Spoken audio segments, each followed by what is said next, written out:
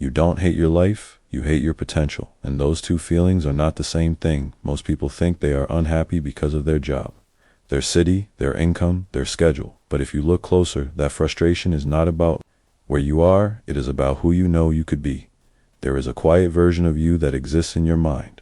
The disciplined version, the confident version, the one that follows through, the one that takes risks, the one that builds instead of scrolls. And every day you feel the gap between that version and the one you are currently living as, and that gap is heavy. It follows you. When you wake up, it sits with you. While you work, it shows up at night. When everything is quiet and you start thinking about time, the reason it feels like you hate your life is because potential is uncomfortable. Potential demands action. It demands change, it demands risk, and when you avoid those things, the tension does not disappear, it turns into self-criticism.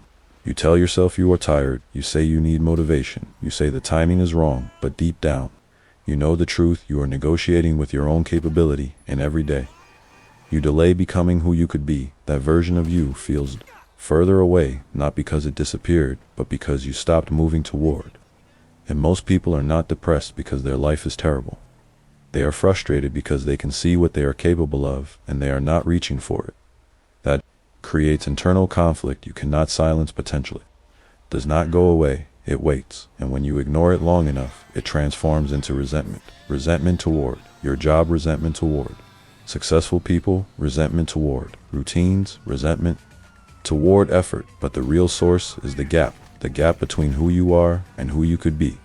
The uncomfortable truth is your life might actually be fine, stable, predictable, safe, but safety without growth feels like decay, and decay feels like failure, and failure feels personal. That is why nothing feels urgent and everything feels heavy. You are not exhausted from doing too much.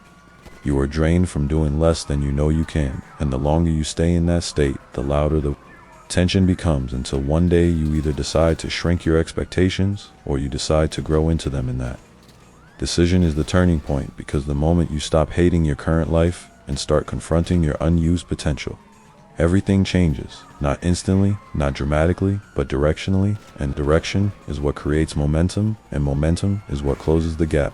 The question is not whether you hate your life, the question is how long you are willing to live beneath your own potential.